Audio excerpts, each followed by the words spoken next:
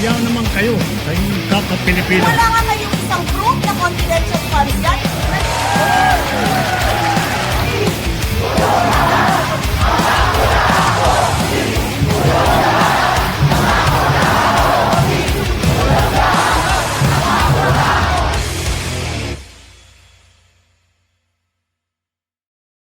Okay, magandang gabi, magandang araw po sa inyo lahat. Ako po si Christian Esguera and welcome po sa ating special Facts First episode. Ngayong araw po ng Huwebes, January 15, 2026. Okay, this is a recorded episode pero same day po natin nare-record ito, okay?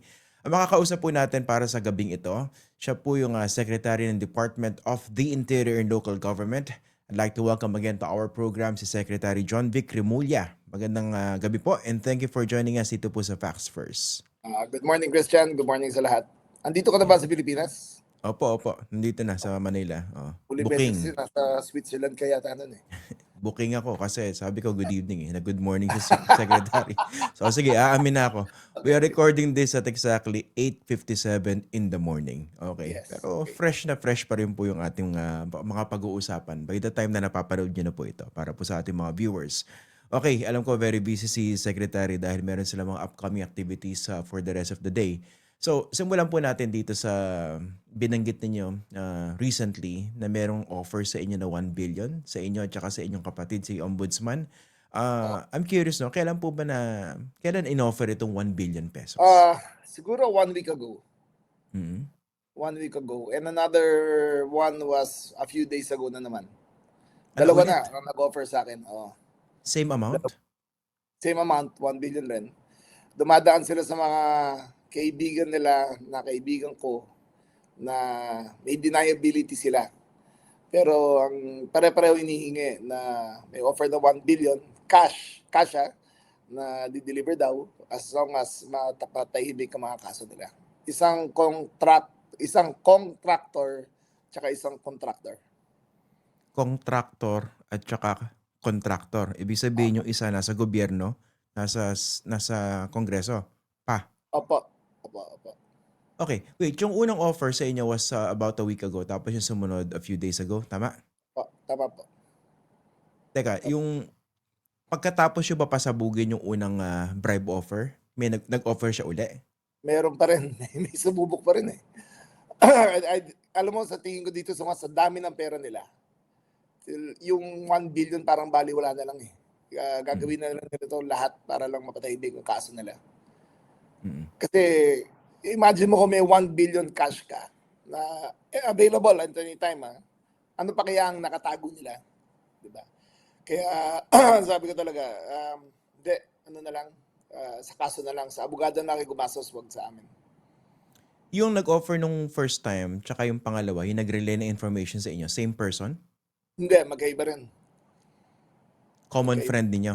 Oo, mga common friends namin. Okay. Kasi hindi ko I spent my entire life dito sa local eh. So wala akong kilala masyado sa Congress. Wala rin ako kilala sa DPWH, wala rin ako kilala mga contractor. Puro local lang talaga ang kilala ko in my 30 years in public service outside of getting into the DILG. Taga Cavite po ba yung nag-relay na information? Hindi pa. Was it a local official? Hindi rin po. Mga private citizens rin na kaibigan nila. Paano po na-relay sa inyo? Tinawagan kayo? Nag-meet kayo personally? Isa po tumawag, isa po nag-meet sa akin personally. Yung pangalawa? Yung una po personally, yung pangalawa po tumawag. Okay. Pwede po malaman yung una, yung personally. Anong exactly sinabi sa inyo? May parang ganito pagkasabi. Magkapatid na congressman to, na kaibigan ko, na pareho silang may kaso kay Ombudsman. Kung pwedeng may 1 billion na nakahanda para matulungan sila. Parang ganun ang words. Yung pangalawa naman, contractor, dumaan rin sa kaibigan ko, sinabi na English pa, diba? They're willing to help you with whatever you want to do in your life. But there's 1 billion ready as long as you can help them. Bakit sa tingin niyo 1 billion? Parehong-pareho yung amount. Nag-usap Hindi ba ko yung alam dalawang offer? Tingin ko, ang proceeds talaga sa illegal na activities nila sobrang laki. Tingin ko yung 1 billion normal na sa kanila eh. Parang baliwala na sa kanila yan. Or 1 billion is their threshold for someone Ayun ang tingin nila na value ko na bibigay ako sa 1 billion. Kasi kahit sino naman malulula, di ba? 1 billion, sabihin, bibigay ka talaga eh. Pero it's our commitment to the people to see this through the end. Yung unang sinabi nyo, your brother was also offered same amount o No, maghahati it daw kayo was sa 1 offered B? through me sa akin. Kasi si Boying walang kaibigan yan eh. Boying is Okay. practically a hermit. Parang nabibilang ko kaibigan niya mga 3 lang na kinakausap yan. Mm. Sa akin, mas marami akong kaibigan. Mas marami silang paraan para makarating sa akin. Kaya sa akin sila dumadaan. Okay, so linawin ko lang. Yung 1 billion hindi para sa inyo technically, kundi para kay Ombudsman? Sa aming dalawa. Maghahati daw kayo ron, kayo na bahala. Opo. Okay. At So, nireport ko kagad sa Pangulo to. Sinabi ko sa kanya, Sir, ito po ang sitwasyon ngayon. Sinasabi ko lahat eh. I'm very transparent with him. Sabi ko, medyo mainit na mga to kasi ang offer nila dumadating na eh. Tuloy-tuloy. binigay niyo yung pangalan ng mga nag-offer dun sa Pangulo. Opo, binigay ko po. What was his reaction? Kasi hindi siya nagulat. Hindi siya nagulat. Sabi niya, ano mga to? They will try anything. Susubukan nila lahat. Okay. Yung pangalawa ganun din, maghahati kayo ni Ombudsman Boying sa 1 Opo. billion. Opo. Okay. Sino po yung nag-offer na contractor? Ay, hindi. Pag nauna, may deniability kasi. So, safe to say, magkapatid sila. Na may kaso ngayon na involved doon sa mga Cabral files. Nabanggit na yung pangalan nila publicly. Nabanggit na. Oo. Meron na ba silang kaso formally? Alam ko may hold order na sila sa assets eh. Sa bank accounts. So, tingin ko in cash on hand to eh. In-offer sa akin eh. So yung contractor, incumbent congressman niya yan. Opo. Okay. Hindi pa nakakalabas ng bansa. Hindi ba? Andito po. Parang nakalabas pero nasa Amerika. Pero alam ko naka-freeze na lahat ng accounts niya. Nako, parang kilala ko na to. Hindi to si Zaldico definitely. Hindi ba? Try ko lang Congressman to sa Luzon, no? Huwag na natin. Christian, wag na. Ang dami namang congressman sa Luzon eh. Oo nga, yaman na sila. Basta, totoo yan. Yung isang taga Luzon, yung contractor naman taga Visayas. Binatang. Yung contractor ba yung kilala yung probinsya niya sa masarap na pagkain? Hindi ko masabi. Hindi ko alam kung ngayon ang probinsya niya. Medyo malapit po ba sa Metro Manila? Ano to? 20 questions? Papalapit na eh. Kaya mo na. Ganun Okay. na lang. Kasi may deniability pa rin sila. But I swear on my children's lives, talagang inoferan talaga ako. Pero how did you feel? Weren't you insulted to be Very. even offered? In fact, sabi ko, wag niyo na subukan sa akin. Sabi ko sa kaibigan namin, wag na ako. Diba? Kung may ibang paraan sila, doon na sila pumunta. And immediately after, I met with the president. I told him, sir, nag-uumpisa na. Ito na, dumadating na yung mga offer. Kasi, the trust that the president has on me should be infallible. Yung mga offer na ganyan, dapat malaman niya kagad. Katulad nung smuggled cigarettes, nahuli namin na halos 2 billion. Ang offer sa mga policeman namin, tsaka sa akin, 200 million. Agad, cash. I-release lang namin yung mga containers. Sabi ko, hindi pwede.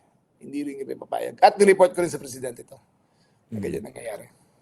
Dito sa ganitong offer, no, kunwari dito sa 1 billion, tapos dito sinasabi niyong 200 million, hindi ba clearly merong krimen na kinumit o makukumit?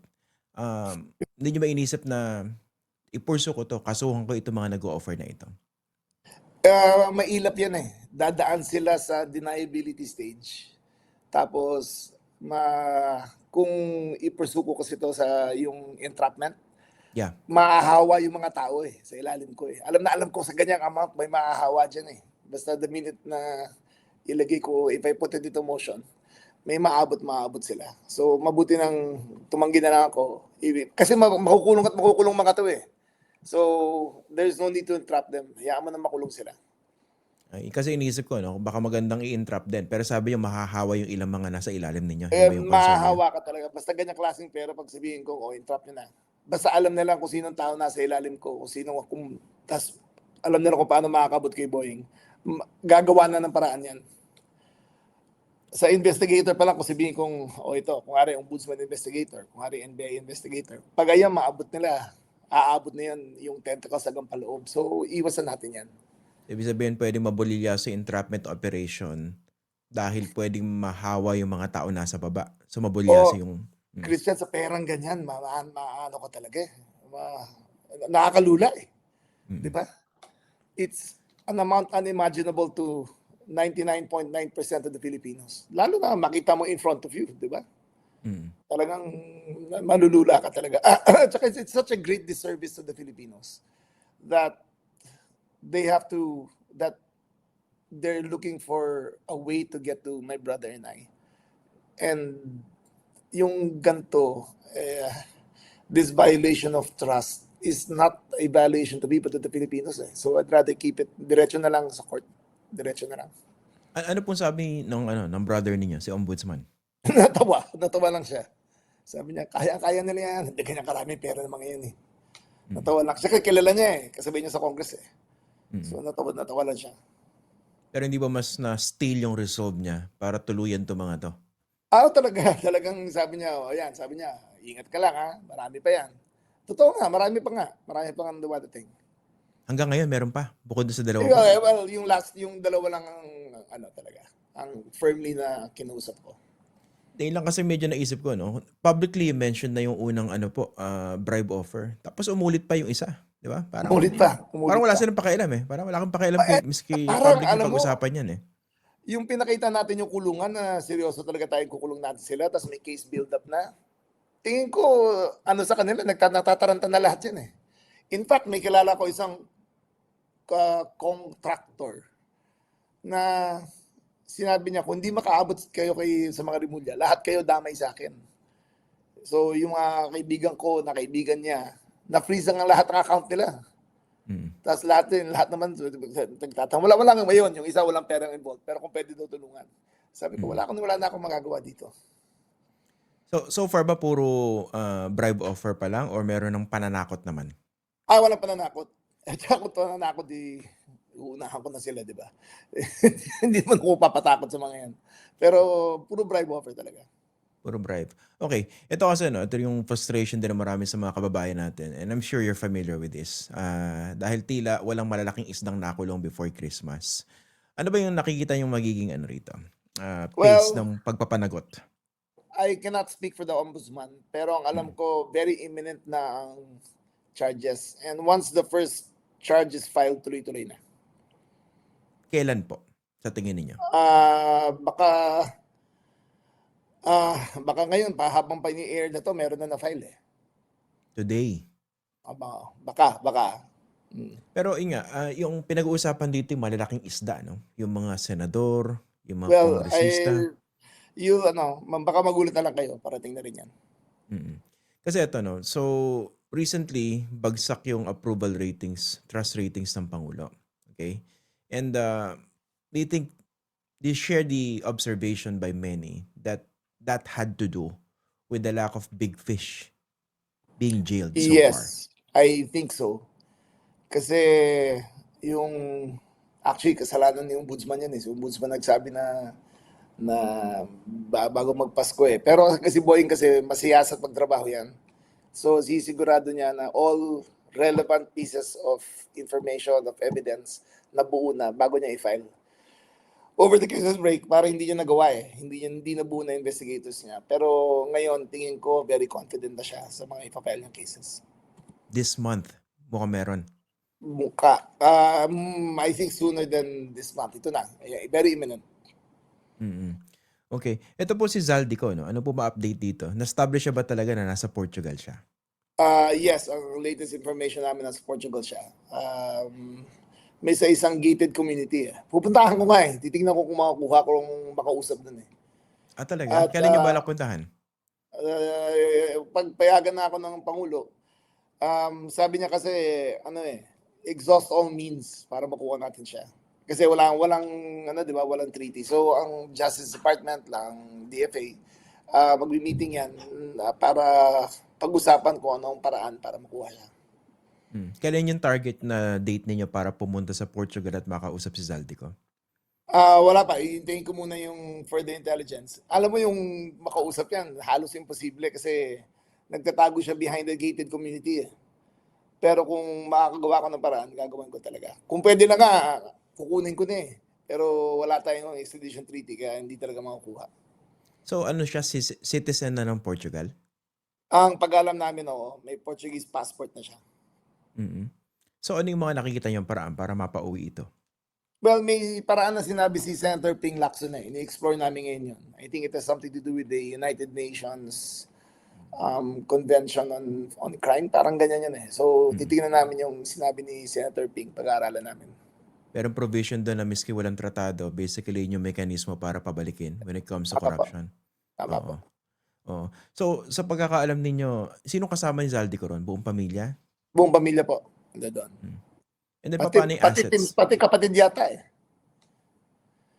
Alam namin over 5 billion was transferred through crypto. Lumabas dito sa Pilipinas. Marami rin siyang account na maaga pa lang sa Middle East. Alam ko, by private plane, dinala sa Middle East. At doon nagdideposito. Tapos, hindi ko alam, ang alam ko wala sa Switzerland. Parang Middle East, tsaka crypto. Tinransfer ang pera niya. So, base sa information po ninyo, magkano yung total assets, including cash, ang nailabas niya? Ang nailabas over 12 billion pesos. 12 billion pesos. 12 billion pesos. So, assets, magkakahalo na yan? Or puro Pagkakahalo na lahat yung mga paintings, yung mga jewelry, gold, maraming gold bars eh. So marami sila na-transfer over the last few months. Last few months? Kailan po nagsimula? Right after Well, nung right paputokan ng after- Pangulo sa SONA? Hindi, nung ano pa lang. Even before? Nung tinanggal siya bilang appropriations chair. Parang he saw the writing on the wall eh. Criminal talaga eh. Gumawa talaga ng paraan. Yung, alam niyang wala pang charges. Talagang gumawa na siya ng paraan. So, pinaghandaan niya. Meron siyang escape route. Opo, may escape route. Di ba lahat ng kriminal na magaling, ganyan talaga may escape route sila. So, gumawa talaga siya ng sariling paraan. Okay. So, yung paano yung kasi matalino rin. 5 billion pesos in crypto yung na-transfer niya. Ayan ang information namin. Oo. Okay. So, parang yung mga assets na na-freeze dito sa Pilipinas, so, hindi pala yun ang entirety, no? Kumbaga, portion lang yun. Pero malaki rin eh. Kasi ang alam namin, may 2 bahay sa Forbes, meron siyang malaking asset sa Baguio, yung mga kotse niya, halos 20 na yata nakuha namin eh. Mga sakyan niya, yung mga helicopters, babatakin na, papunta rito, yung mga aeroplano niya. So, madami rin ng assets may iwan dito. Plus the cash on hand ng mga kumpanya niya na dito. So, kung can you give us an idea so far, based sa information na available sa inyo, magkano yung total na nanakaw nitong si Zaldico? I would put it at $1 billion. $1 billion. Zaldico pa lang ito. Saldi ko pala yan. Would you consider him as the biggest fish or not necessarily? I think meron siyang mga kasabay na kasing laki. But he would be, in the pecking order, I think he would be number 2. Number 2. E di magkano pa yun sa number 1, Secretary? Baka mas malaki sigurado, di ba? Kasi paano ko makakagawa ng bahay sa Forbes ng 5 stories ang basement? Di ba? Na hindi pang kotse kasi elevator lang pababa eh. Para sa pera talaga. Ganon. Ito bang sige. It's so much money that they cannot deposit it in banks anymore. Hindi rin na napapalitan sa dollars kaagad. Dapat dahan-dahan yan eh. Diba? Kasi kung gawin nila kaagad yan, may affect ang mahalata sa banking community. So it's so much money that they had to go through crypto. And it's so much money they thought the party would last forever. So gumawa na sila ng sarili nilang vault na ganun kalaki. Yung bang bahay na binabanggit niya sa Forbes Park, constructed na yun or plano pa lang? Ginagawa pa lang. Tumigil na. So hindi natuloy. Okay. Hindi na to. So sinabi niya sa pecking order baka number 2 siya, no? Yung Number nasa 2. taas, ano yun? Fellow congressman? Kung sino yung boss niya, di ba? Kasama niya dun sa house. Si ano po ba yan, dating Speaker Ferdinand Martin Romualdez? Well, no allegations yet, pero if the shoe fits, di ba? Okay. So yan po, ano naman yung chances na makakasuhan itong si former Speaker Martin Romualdez? Better na si Ombudsman ang interview nyo. Pero sa nakita ko, mukhang may solid na kasong nahanap sa kanya. It's not the entirety na kasi ang expectations tao billions ang ang kakasuhan sa kanya. But para sa amin, one case of graft is enough to put him in jail, and from there you can dig in deeper. Yeah. Mahirap kasi malunon lahat sabay-sabay, hindi mo mangunguya eh. So dapat kahit maliit lang makuha mo muna siya. Tapos yung iba madali na pagkatapos. Oo nga. Tsaka pag masyadong naging ambitious yung pagkakaso, baka malusutan pa. Yan, yun yung nangyari nung pag-file nila ng plunder noong 2014. Yung sa pork barrel scam. O sa pork barrel scam. Masyadong ambitious at haphazard ang pagka-file. So marami nakitang butas yung mga abogado ng mga accused nun. Nalusutan nila yung kaso.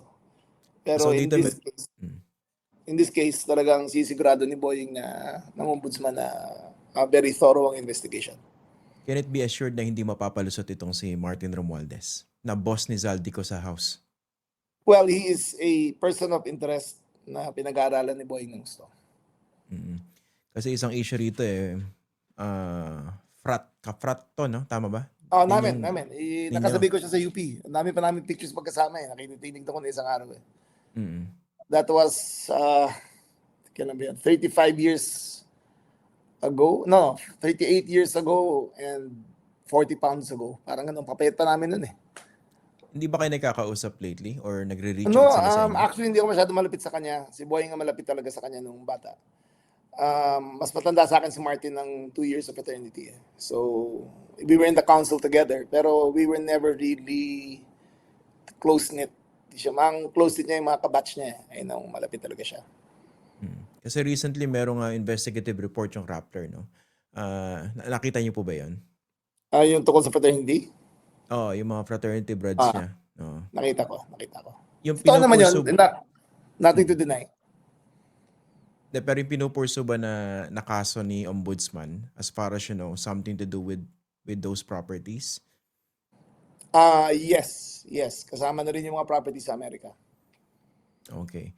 So kasi ano bang basa nyo rito? Na isang observation is mawawala ng credibility itong kampanya ng Pangulo, yung pagpapanagot sa mga may kinalaman sa flood control scam, kung yung pinakamalaking isda na nakikita ng marami, the Speaker of the House ay makalulusot.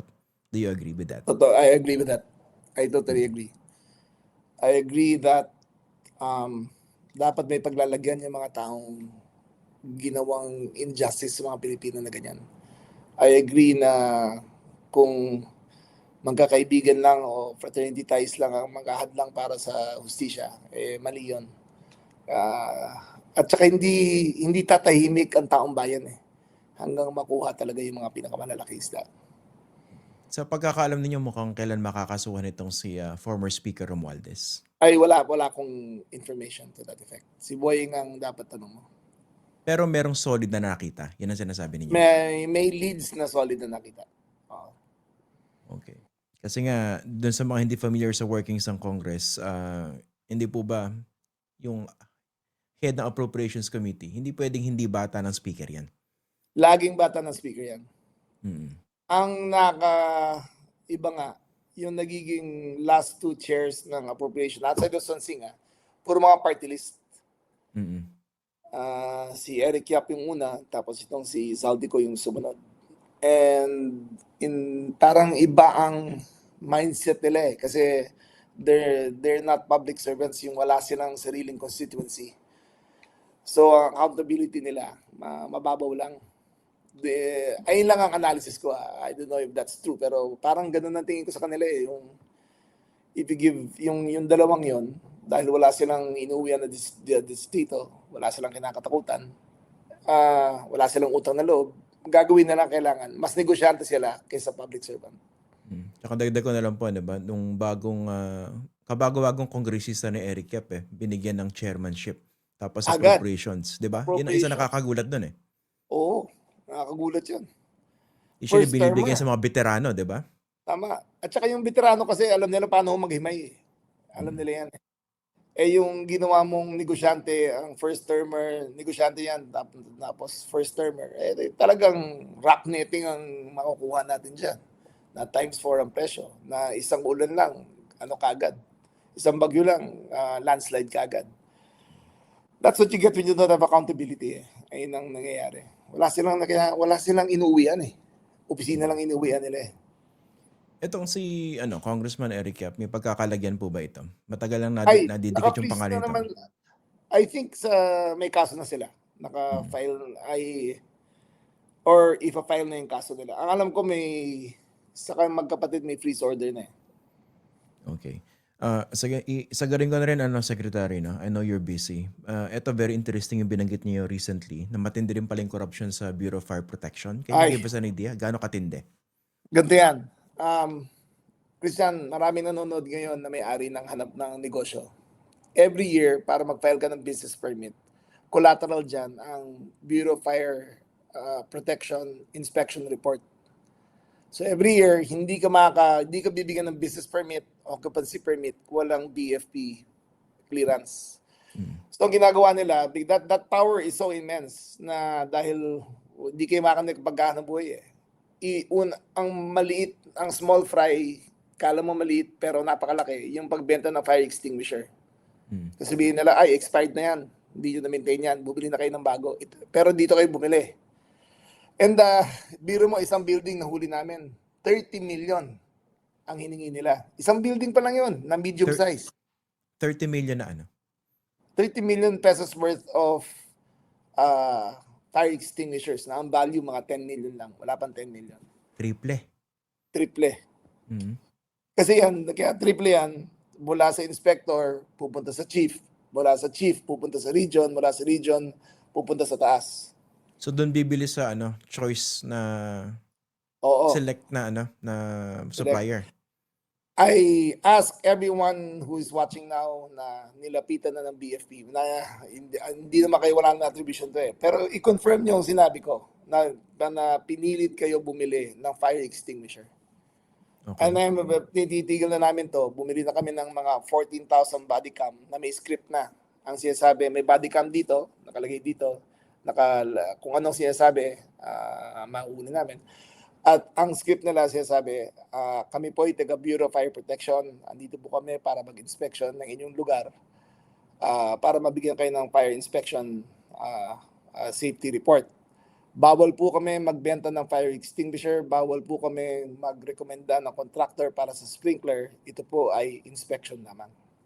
Kasama sa script yan. Kung di nila sabihin, ay may admin case sila sa amin. So, and within that day, pagkatapos ng inspection, sasabihin nila, ito po ang resulta namin inspection. Kung walang nakita, within the day, bibigyan na po namin. Kung meron, ito po ang depekto. Dapat sasabihin in person. Kaso paano kung pagkatapos sa inspection, wala na yung body cam, nakipag-usap pa rin. So, huwag niyong pansinin yung script ko. Dito pa rin kayo bumili. Kaya within the day, within that moment, sabihin niyang wala kaming nakitang depekto, hindi sila kailangan bumili ng fire extinguisher. Kung sabihin nilang meron, di ba, di pupuntahan namin yan, titignan namin yung mga brands na binili nila. Yung bang supplier blacklisted na po? Iba-iba yan eh. Iba-iba yan. Ang CIDG ngayon ang gumagawa ng investigation. Makukuha kayo report by Friday morning. Pala mukha ng mga to, no? So, gaano katagal na Iba, nangyayari? Iba klase. Kung kala nyo PNP corrupt, walang sinabi ang PNP sa BFP. Talaga? Ay wala. Ang PNP, wala nang, to my knowledge, bihira ng PNP involved sa drugs. Bihira na ang PNP involved sa gun for hire. Halos wala na yan. Ang meron na lang sila siguro sa weteng. Pero maliit lang yun eh. Barya lang yun. Pero itong BFP, walang napansin dyan. Kahit mag-apply ka, kasi alam mo bakit ganyan kasama yan? Ang reports na kuha namin, ang dami nagsabi sa akin, mag-a-apply lang 500,000 para matanggap ka bilang bilang bumbero. Yung 500,000 na yun, paano mo babawiin yun? Di sasama ka sa corruption kaagad. Paano? Gusto mo maging bumbero, 500,000 ang 500,000 ang entry fee. entry fee Entry fee. para maging bumbero? Para maging bumbero. Bakit? Kaya napapansin mo, ang dami mong naririnig na nasusunog na puto eh. Kung gusto nyo tulungan, baka pwede nyo tulungan muna kami. Parang bago sila sumupol bago nila sugurin ng sunog, magpaparinig muna sa may-ari. So ngayon, lahat sila, binigyan na namin ng body cam. Malalaman namin yan kung hindi sila sumusugod kagad sa scene of the fire. Diba? Yung chief of unit, siya nagbibigay instructions kung anong gagawin Kung may nakita kaming delay sa ginagawa, may kaso siya sa amin. Sek, sorry, clarify ko lang. Yung 500,000 pesos, para saan uli? Entry fee, para maging bumbero ka, entry level. Para makapasok ka sa BFP. Yes. Saan kukuha ng 500,000 yung ano? Ay, exactly. Iuutang nila yan. Minsan, sabihin nila, ito, advance muna namin to pero ito kailangan i-remit mo every month. Talagang organized crime. Munti ko mapamura dun, Sek, sorry. Ay, Kapal na mukha ng mga to, alam mo, minsan gusto ko gawin ng gamitin ng sarili kong kamay para sa batas pero hindi bawal lang talaga Pero ibang klase. Alam mo kung nakita mo lang kung ilang beses ko na pinagbumura mga to. Kasi nakakaluha na yung ginagawa nila Hold up Hold up yung ginagawa. Sila nagiging hold upper. Legalized hold up yung ginagawa nila. Kailan pa po nangyayari ito? As far as 30 years na yata yan. Bukal pa na ako kung nangyayari na yan 1995, nung pumasok na ako ng board member sa Cavite, ang dami ko narinig ng ganyan Okay. So, sa estimate niyo magkano nawawala sa corruption dito sa BFP? Let's say in a year, in a month. Estimate ko from fire trucks, supply, pagdating sa inspection, mga 15 billion a year. Ang nasa ecosystem nila. Okay. Tapos may binabanggit kayo, yung sa fire truck purchase, you were also offered na Yes. 1.5 million cut. Can you talk about that? Sa kada truck. May birthday sa isa kong tao doon sa, malapit na malapit sa akin, doon sa Cavite. Dumating yung pinuno ng fires ng si Chief Fernandez. Yung tao ni Chief Fernandez lumapit sa tao ko, pakisabi kay Sec, aprubahan niyo na yung kontrata sa fire truck. May 1.5 siya sa kada truck sa amin. Ilang truck po yung pinag-uusapan? Ay, parang 400 million pesos worth bibili namin So, malaki-laki yun. Anong sabi ninyo? Sunod na araw, pinagmumura ko na. Yung ano? Bilang na araw mo, sabi ko. Kaya ngayon, ang investigation ko is not only the Bids and Awards Committee of this term, but the previous term as well. Matatamaan sila lahat. Kasi ginawa na ng restrictive practice. Kailangan una ng 2010, sabi nila, dapat 10 years ka na nagsusupply sa BFP.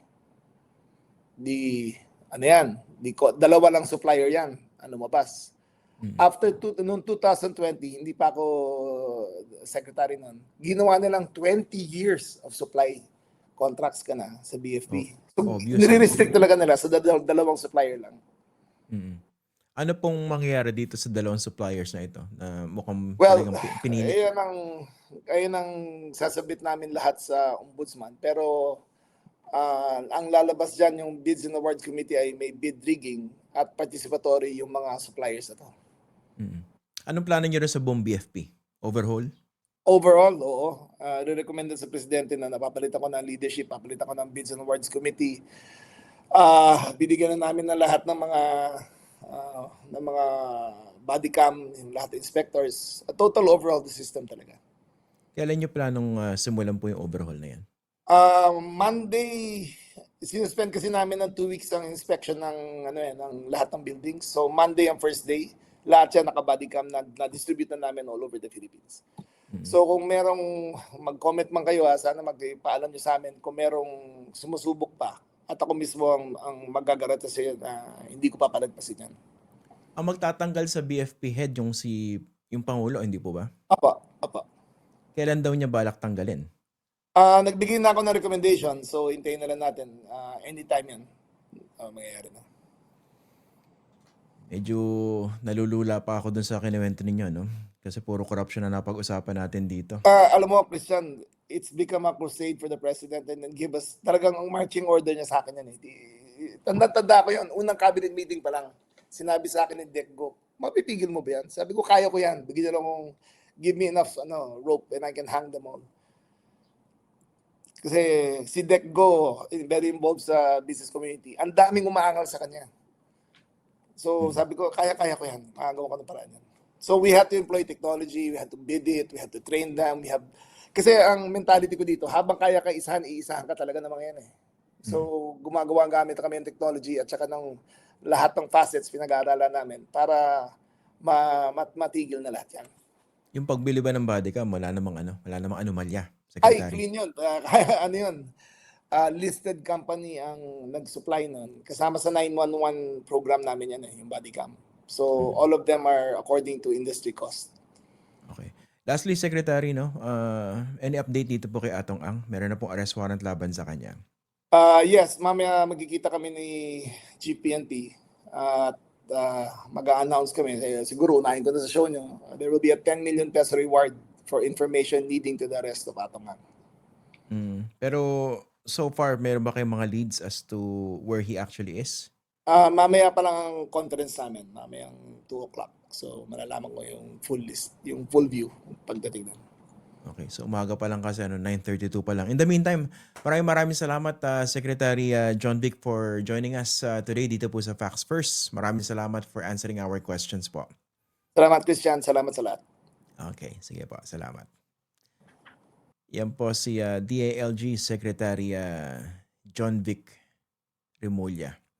Puro corruption po yung pinag-usapan natin ngayon. No? Hindi rin po ba kayo nalula?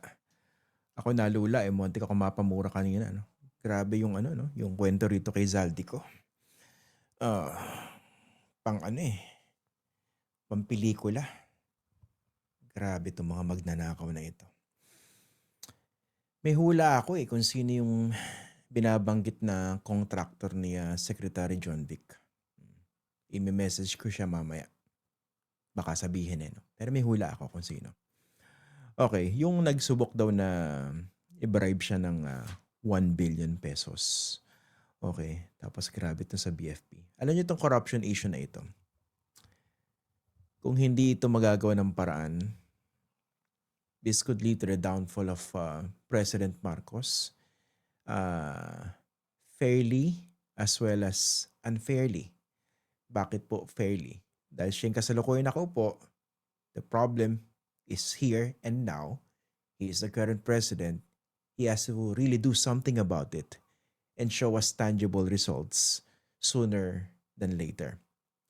Unfairly, in the sense na hindi naman ito lahat nangyari lang under his administration.